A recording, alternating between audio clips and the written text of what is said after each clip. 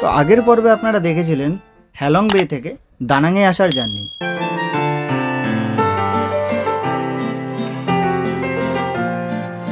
আর আজ আপনাদেরকে ঘুরে দেখাবো তুবং রিভারের পাশে দ্য কোকোনাট ভিলেজ। আর শুধু তাই নয়, সাথে আরও দেখাবো ইউনেস্কো দ্বারা ঘোষিত ওয়ার্ল্ড হেরিটেজ ল্যান্টার্ন সিটি, যা কিনা আজ থেকে 400 বছর পূর্বের ইতিহাসের কথা মনে করিয়ে দেয়।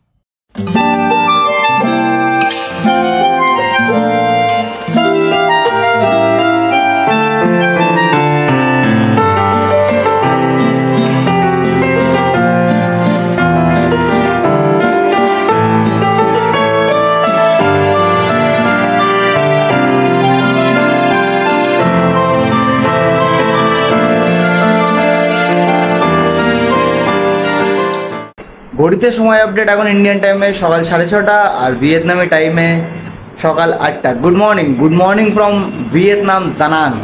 তো আমি এই মুহূর্তে হোটেলের ব্যালকনিতে রয়েছি, আর আজকে কিন্তু আমাদের দানাংয়ের সেকেন্ড ডে।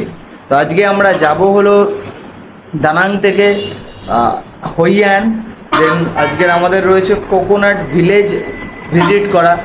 তার আগে তোমাদেরকে জাস্ট আমি ব্যালকনি থেকে আমাদের যে সি বিচের ভিউটা সেটা একবার দেখিয়ে দিই। আমার পেছন দিকে যে বিচটা রয়েছে সেটা হলো দানাং মাইখে বিচ। তো এই বিচে কিন্তু সবসময় স্নান করার জন্য নামতে দেয় না। যদি সুযোগ পাই বা আমাদের সবাই যদি বিচে নামতে মানে রেডি থাকে তাহলে আমরা বিচে নামবো, আদারওয়াইজ আমাদের যে হোটেলের 20th ফ্লোরে সুইমিং পুল রয়েছে আমরা সেটাতেই আজকে সুইমিং করবো। আর সেকেন্ডলি এখন ব্রেকফাস্ট অলরেডি টেবিলে দিয়ে দিয়েছে, তো আমরা এখন যাব ব্রেকফাস্ট করতে। তো ব্রেকফাস্টে কী কী দিয়েছে না দিয়েছে সব ডিটেলস তোমাদেরকে বলছি। তার আগে তো welcome back to my YouTube channel uncut footage. চ্যানেলে যদি নতুন হয়ে থাকো তাহলে তোমাদেরকে বলবো চ্যানেলটাকে সাবস্ক্রাইব করতে ভুলো না, ভিডিওগুলো ভালো লাগলে লাইক শেয়ার কমেন্ট করে জানাতে ভুলো না, আর আগের ব্লগগুলো দেখতে কিন্তু ভুলো না। তো এইটা হলো আমাদের রেস্টুরেন্ট এরিয়া। তো এখানে আমাদের বাফে সিস্টেমে রয়েছে হলো ব্রেকফাস্ট আইটেম, অগুন্তি আইটেম রয়েছে এখানে। ম্যাক্সিমাম সি ফুড আর নুডলস রয়েছে, বয়েলড এগ রয়েছে, আর এই সাইডে যেটা রয়েছে সেটা হলো পুরো ডেজার্ট আর স্যালাড।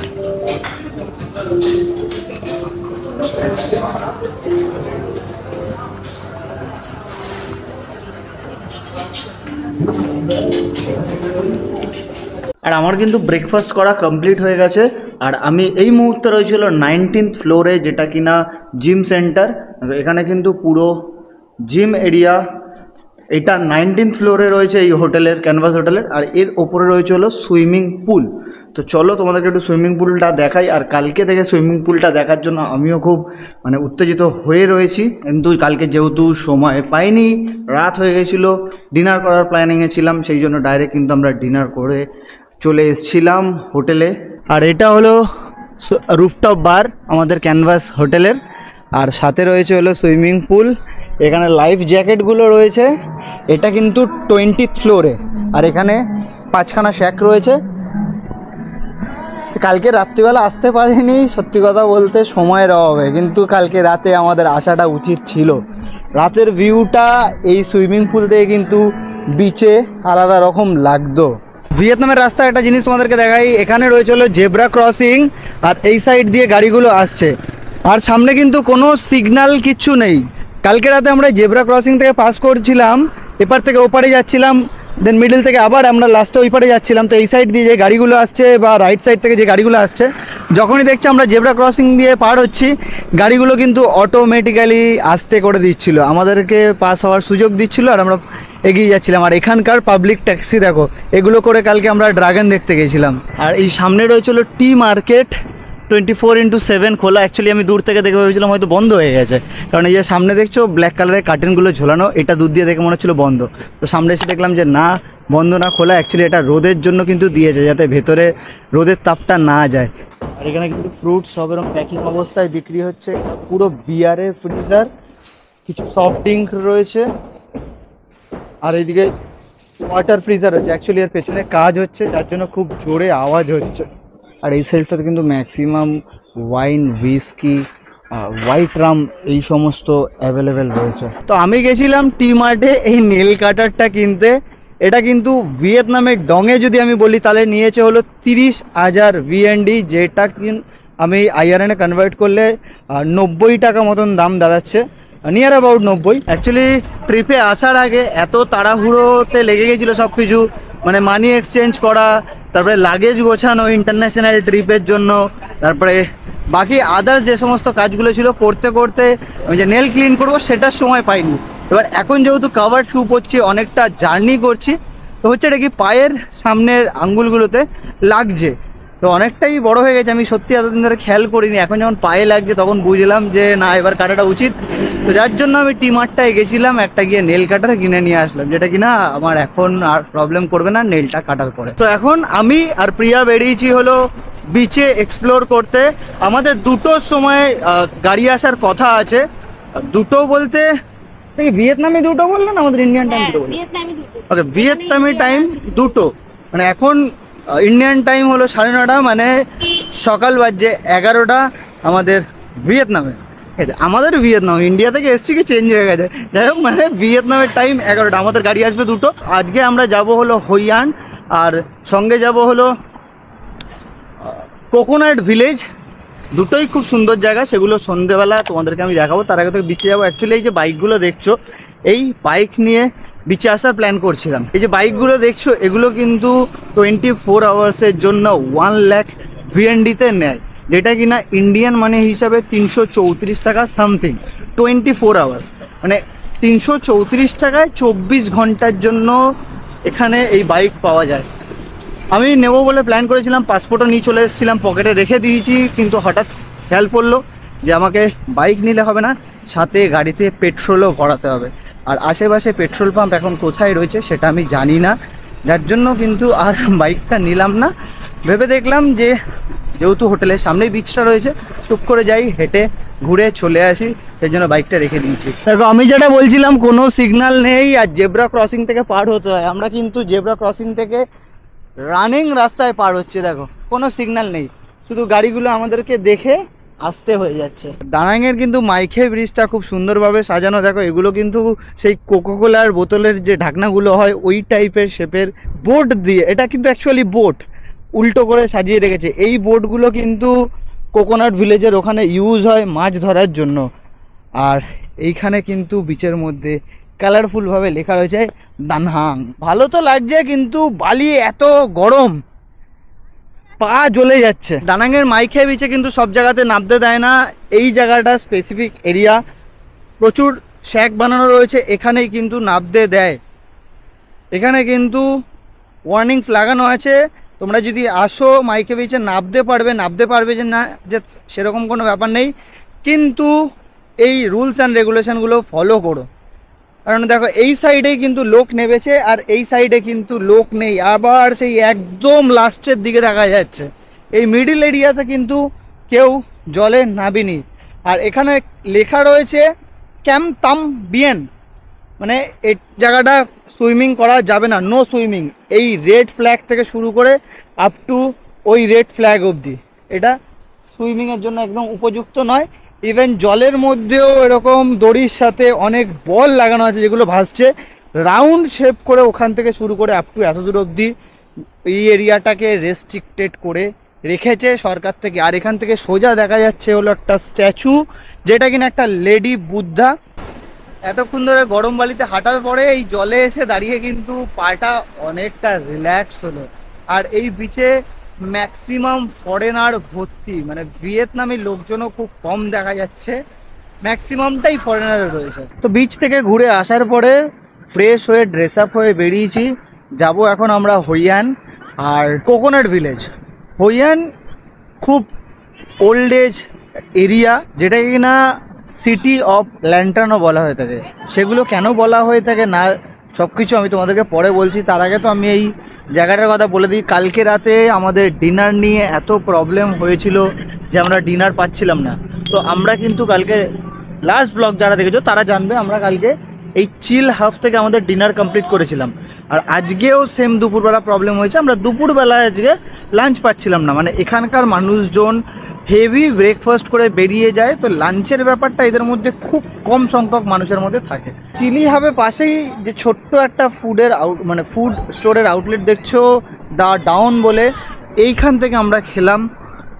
লাস্ট 4-5 দিনে আমরা যে ফুডগুলো খেয়েছি বা লাঞ্চ করেছি, ডিনার করেছি, এই কদিনের মধ্যে আজকে সত্যি কথা বলতে এই দোকানের খাবারগুলো আমাদের খুব ভালো লাগলো। একদম ইন্ডিয়ান রেস্টুরেন্টের মতন, KFCর মতন ফ্রাইড চিকেন রয়েছে, বার্গার কিংয়ের মতন বার্গার রয়েছে, ফ্রাইড রাইস রয়েছে, ফ্রেঞ্চ ফ্রাইস খুব ভালো ছিল। একদম সলিডভাবে খেলাম, মানে শান্তিতে আজকে পেট পুরে খেতে পারলাম লাস্ট 4-5 দিনের মধ্যে।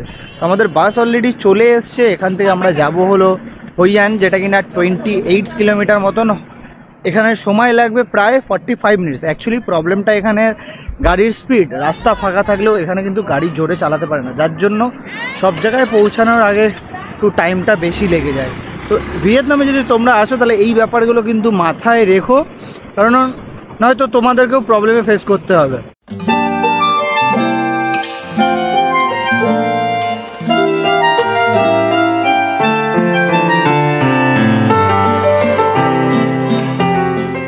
তো ফাইনালি আমরা পৌঁছে গেছি ক্যামথান কোকোনাট ভিলেজ, যেখানে কিনা বোটে করে কোকোনাট আর মাছ নদীতে ধরার জন্য বিখ্যাত। আর এই ভিলেজের মধ্যে কিন্তু রাস্তা এতটাই সরু, এই একটা গাড়ি পাস হওয়ার পরে পাশে আর কোনো জায়গা নেই। তো এই কোকোনাট ভিলেজের যে রিভারটা আছে, এই রিভারের মধ্যে কিন্তু অনেক অ্যাক্টিভিটি হয়। সো ফাইনালি আমরা কিন্তু উঠে পড়েছি রাউন্ড বোটের ওপরে, যেটা কিনা থু বং রিভারের ওপরে এই অ্যাক্টিভিটিটা হয়। আর এখানে কিন্তু ডান্সিং বোটও হয়। যারা ভিয়েতনামের ছোটোখাটো ভিডিও দেখেছো তারা ভালো মতন জানবে যে এই বোটের মধ্যে একজনকে দাঁড় করিয়ে বা দুজনকে বসিয়ে নিয়ে রাউন্ড রাউন্ড রাউন্ড রাউন্ড ঘোরাতে থাকে। আর তার চার্জ কিন্তু per person 100 VND।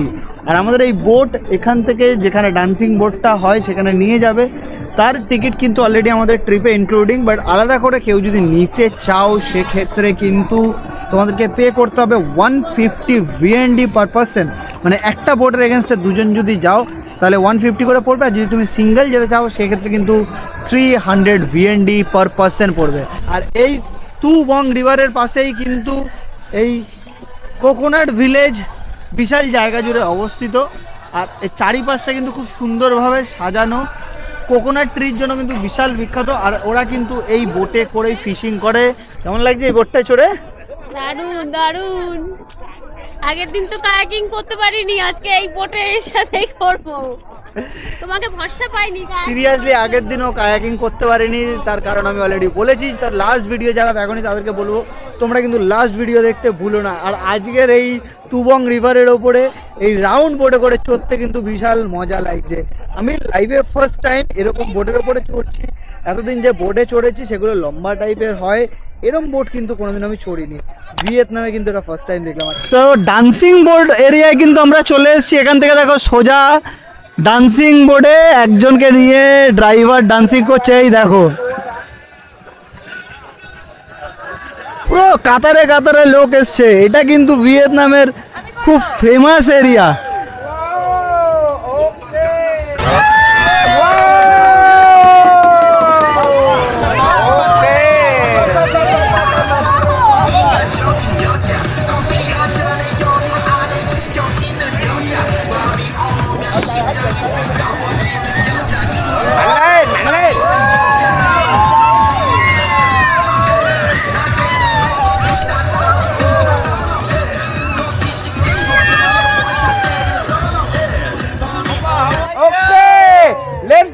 Let's go!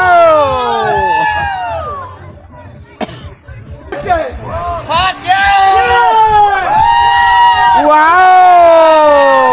Wow!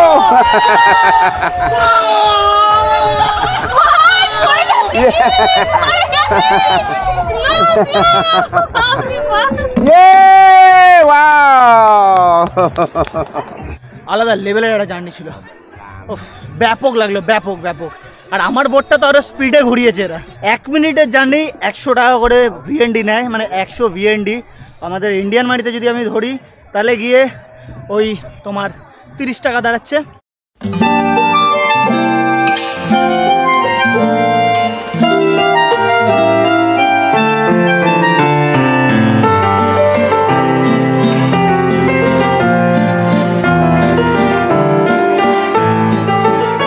আর এই তুবং রিভারের পাশে কিন্তু প্রচুর এরম ছোট ছোট ক্যাফে পাবে, আর তারপরে কিন্তু ছোট ছোট রিসর্ট পাবে। এই ক্যাফেতে কিন্তু তোমরা সল্ট কফি পেয়ে যাবে। আর সল্ট কফিটা কি সেটা আমি এই বোট থেকে নেবে তোমাদেরকে বলছি। সো আমাদের যে বোটটা বুক করা ছিল সেটা হলো দো ক্যাম্প থেকে। এই যে দেখো এদের টি শার্টে কিন্তু লেখা রয়েছে ডিসি দো ক্যাম্প, ঠিক আছে? তোমরা যদি কেউ আসো এই দো ক্যাম্পের এখানে, তাহলে কিন্তু তোমরা মাস্ট ট্রাই করো এখানকার ফুড। আর ডাবের জল খুব সুন্দর ফুড, আর ডাবের জলটাও খুব মিষ্টি। নমস্তে। কোকোনাট ভিলেজটা কিন্তু খুব সুন্দর, একটা ছোট্ট সিটির মধ্যে এত সুন্দরভাবে ওয়েল ডেকোরেটেড, ওয়েল মেনটেন, এত সুন্দরভাবে সাজানো। ইভেন এখানে কিন্তু বাইক পার্কিংয়েরও জায়গা আছে। কেউ যদি বাইক ভাড়া করে আসতে চাও তোমরা কিন্তু বাইক নিয়েও এখানে আসতে পারবে। তো এখন আমরা এখান থেকে এই বাসে করে আবার বেরিয়ে যাব হলো হইয়ানের উদ্দেশ্যে। আমরা এখন যাবো হলো হইয়ানে, কিন্তু হইয়ানের এরিয়াটা এতটাই ছোট আমাদের এই বড় বাসটা অ্যালাউ করবে না। আর এই কোকোনাট ভিলেজ থেকে কিন্তু আমাদের হইয়ানে পৌঁছাতে সময় লাগবে 15 মিনিটস আর 50 মিনিটস, কি বলবো 15 মিনিটস। তো আমি জাস্ট এই বোটের ব্যাপারে সবার থেকে একটু ছোটখাটো রিভিউ নিয়ে নেবো। পেছনে আদিদার পূজাদি রয়েছে, একটু বলে দাও কিরম লাগলো। মাথা ঘুরছিল প্রচন্ড, সত্যি বলতে আমার মাথা ঘুরেছে। পূজাদি তোমার ঘুরছে কি এখনো ঘুরছে মাথা? ওকে, এখনো গোল গোল মাথা ঘুরছে তোমার? আমার তো দারুণ লেগেছে, মাথা ঘুরেছে তো কি হয়েছে, মজা তো হয়েছে। কায়াকিং করতে পারি, এটা শুধু আসলে শোধ করে নিয়েছি। রোজলিদি? যখন হচ্ছিল তখন একটু মাথা ঘুরেছে, তারপরে এখন ঠিক হয়ে গেছে। আর আমাদের সামনে রয়েছে রোজলিদির বাবা, রোজলিদির মা। এরা দুজন কিন্তু যায়নি, বোটে করে গেছে। বোটে করে খুব মজা লেগেছে, আমরা এনজয় করেছি, আমরা খুব এনজয় করেছি বোটটা। সিরিয়াসলি বোটে করে গেছে, কিন্তু আমরা করছিলাম দেখে কাকু কাকিমা কিন্তু বিভৎস মজা করেছে আমাদের তখন সাথে। মনে হচ্ছিল আমরা করবো একটু, বাবাকে তো কিন্তু করতে দিল না মা। করতে দিল না মা। না বাবা দরকার নেই। অ্যাকচুয়ালি বয়স হয়ে গেলে যা হয় তখন কারো না কারোর কথা শুনে তো চলতে হয়, সেরকমই হলো কাকুর অবস্থা। তো ফাইনালি কিন্তু এসে পৌঁছে গেছি হইয়ান, দ্য সিটি অফ ল্যান্টার্ন। যাই বলো না কেন, দুটোর কিন্তু একটাই জায়গায় দাঁড়ায়। এই সিটিটা ওয়ার্ল্ড অফ হেরিটেজ বলে ঘোষিত করা, অল অফ দ্য ওয়ার্ল্ডে একটাই মাত্র সিটি আছে হইয়ান, যেটা কিনা ইউনেস্কো থেকে ওয়ার্ল্ড হেরিটেজ সিটি বলে ঘোষিত করা এই হইয়ানকে। আর ভিয়েতনামের হইয়ান কিন্তু most popular places for tourism. এদের কিন্তু চারিপাশে ল্যান্টার্নে ভর্তি। এই হইয়ান সিটিটা তুবং রিভার, যেটা তোমাদেরকে দেখালাম একটু আগে, সেই রিভারের পাশেই কিন্তু এই হইয়ান সিটি। আর এই হইয়ান সিটিতে কিন্তু ওভার 800 মানে 800রও বেশি এখানে পুরনো বিল্ডিং আছে, যার জন্য কিন্তু এটা ওয়ার্ল্ড হেরিটেজ হিসাবে ঘোষিত হয়েছে। হইয়ান টোটাল 16 কিলোমিটার মানে 16 কিলোমিটার জায়গা জুড়ে অবস্থিত, যেখানে মানুষের সংখ্যা 1,20,000। বাট ইন্টারেস্টিং বিষয় হলো এখানকার মানুষ, তার 50% মানুষ হইয়ানে থাকেই না, তারা কাজের সূত্রে থাকে হলো বাইরে, যেহেতু সোর্স অফ ইনকামের রাস্তাটা হইয়ানে অনেক কম। এখানে দুটো এদের ম্যাক্সিমাম সোর্স অফ ইনকামকে মানে প্রাধান্য দেওয়া হয়, যেটা হলো স্টিচিং, টেলার। মানে আজ যদি আমি কোট বানাতে দিই 24 আওয়ার্স বা ওভার দ্য নাইটের মধ্যে কিন্তু ওরা আমাকে স্টিচ করে পুরো রেডি বানিয়ে আমাকে প্রোভাইড করে দেবে।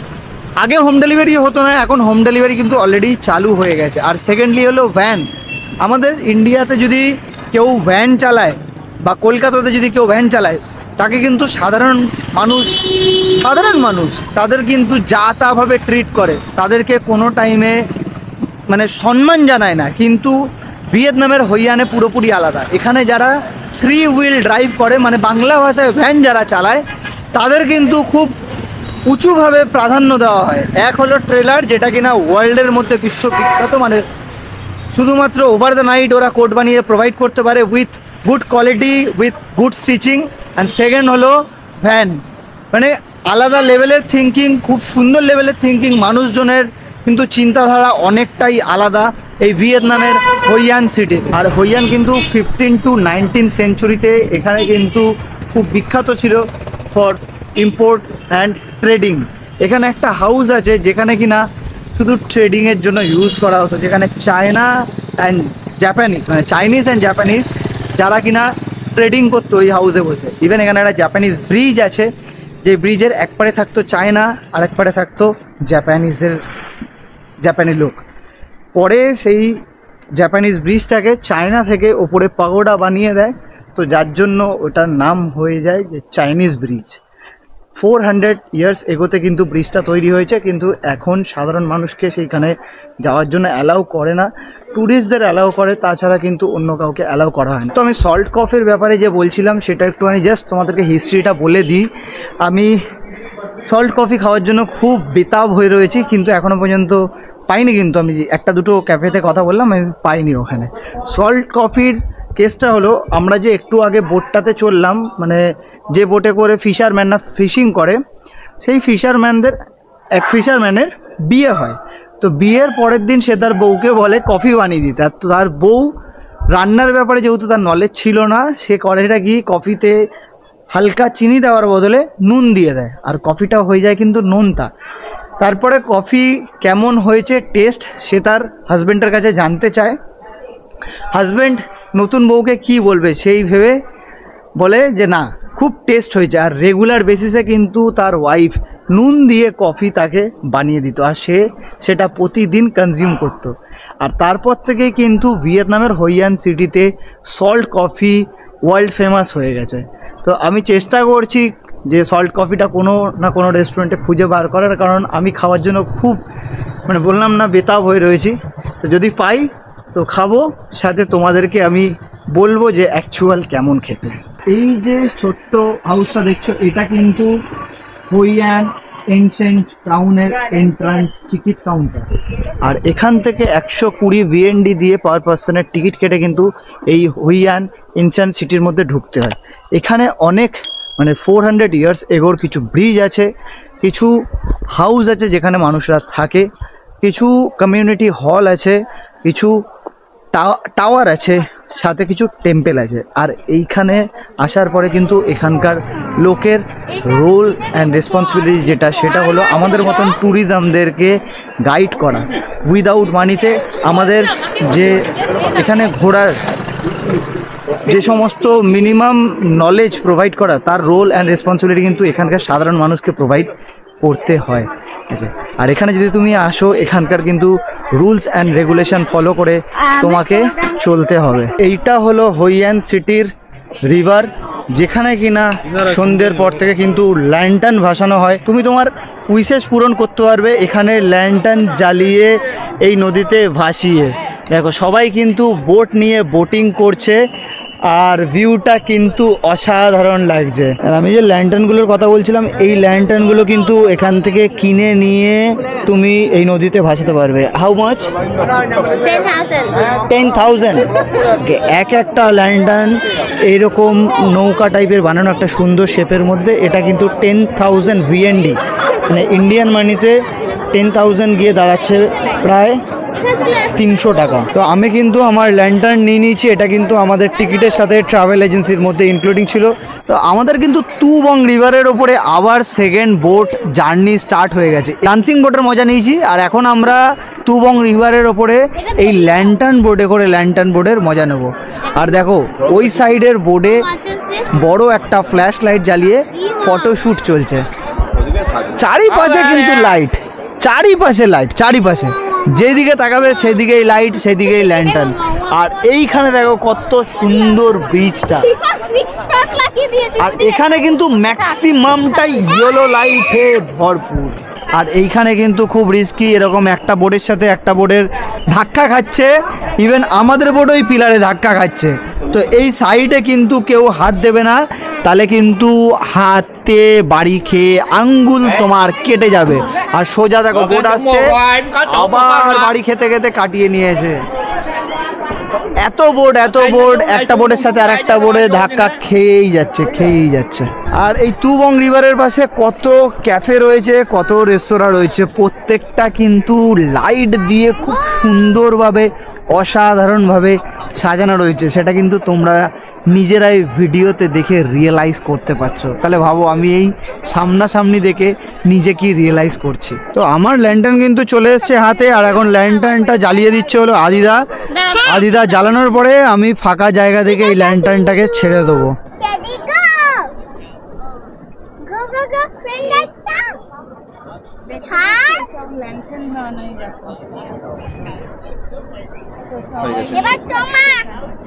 তো আমারও কিন্তু ল্যান্টার্ন ছাড়া হয়ে গেল কিছু উইশেসের সাথে। সবাই বলে নাকি এই উইশেস গুলো পূরণ হয়, জানি না কতটা সত্যি কতটা মিথ্যা, করে তো দিলাম, সত্যি হলেই বুঝতে পারবো অ্যাকচুয়ালি হয় কিনা জীবন। আর এই তুবং রিভারের পাশে যে স্ট্রিটটা রয়েছে অ্যাকচুয়ালি এটাকে 1/2 বলে। তার কারণ হলো রিভারটা হলো 1 হিসাবে এরা ট্রিট করছে, আর এই সাইডে একটা রোড রয়েছে আর ওই সাইডে একটা রোড রয়েছে, তো দুটো রোড রয়েছে, যার জন্য এরা বলে যে 1/2 ওয়াকওয়ে। আর এখানে কিন্তু অসংখ্য অজস্র ক্যাফে রয়েছে, রেস্টুরেন্ট রয়েছে, যেগুলো কিনা শুধুমাত্র এই ল্যান্টার্ন দিয়ে সাজানো। এই ল্যান্টার্ন ছাড়া কিন্তু আর কিছু নেই, যেদিকেই চোখ ঘোরাবে শুধু ল্যান্টার্নে সাজানো এই সুন্দর সুন্দর ক্যাফে আর সুন্দর সুন্দর রেস্টুরেন্ট। দেখো আমি যে এর আগে তোমাদেরকে ভ্যানের কথা বলছিলাম 3 চাকাওয়ালা, অ্যাকচুয়ালি ভ্যান ভুল বলেছিলাম, অ্যাকচুয়ালি ওটা ছিল রিক্সা। এই রিক্সাগুলো কিন্তু এখানে বিশাল পরিমাণে প্রাধান্য দেওয়া হয়ে থাকে এই রিক্সা চালানোর জন্য। আর আমাদের দেশে যারা রিক্সা চালায় তাদেরকে কিন্তু সাধারণ পাবলিক মানে কীরকম যে ব্যবহার করে সেটা আমি ভাষায় প্রকাশ করলাম না। A few moments later. তো আমাদের রুমের ব্যালকনি থেকে কিন্তু এখান থেকে সোজা লেডি বুদ্ধা দেখা যাচ্ছে, যেটা কিনা দানাংয়ের সন্ত্রা পেনেনসুলা বলে জায়গাটায় এটা কিন্তু স্থাপিত করেছে। আর এই আমাদের 8th ফ্লোর থেকে ঠিক নিচের ভিউটা এইরকম। সোজা এখান থেকে রয়েছে হলো মাইখে বিচ, পুরো রাস্তাঘাট কিন্তু ফাঁকা, একটা দুটো করে গাড়ি চলাচল করছে। রাতের ভিউটা কিন্তু এই মাইখে বিচের পাশে অসাধারণ, আমার তো পার্সোনালি ভালো লেগেছে। তোমাদের কিরম কি লেগেছে একবার যদি পারো তোমরা কমেন্ট বক্সে আমাকে জানিয়ে দিও। তো আজকের ভিডিওটা আমি রুম থেকেই ক্লোজ করছি। যদি আজকের ভিডিওটা ভালো লেগে থাকে তাহলে কিন্তু সেটা লাইক শেয়ার কমেন্ট করে জানাতে ভুলো না। আর যদি চ্যানেলে নতুন হয়ে থাকো তাহলে কিন্তু চ্যানেলটাকে সাবস্ক্রাইব করতে ভুলো না। আর কাল আমরা সকালে বেরিয়ে যাব হলো এখান থেকে গোল্ডেন ব্রিজ বা হ্যান্ডস অফ গড যেটাকেই বলো না কেন, আমরা কালকে সকালে 8:30টার সময় আমাদের গাড়ি আসবে, দেন এখান থেকে বেরিয়ে যাব। কালকে হয়তো সন্ত্রা পেনিনসুলা যাব, সেটা নিয়ে আমাদের কথা হয়েছে, যদি সময় পাই, কারণ কালকের দিনটা কিন্তু আমাদের বিশাল লম্বা জার্নি হতে চলেছে, সেটা কিন্তু তোমরা কালকে জানতে পারবে। তো নেক্সট এপিসোডের জন্য ওয়েট করো। আর যদি চ্যানেলে নতুন হও তাহলে কিন্তু চ্যানেলটাকে সাবস্ক্রাইব করো। So good bye from Canvas hotel Danang My Khe beach.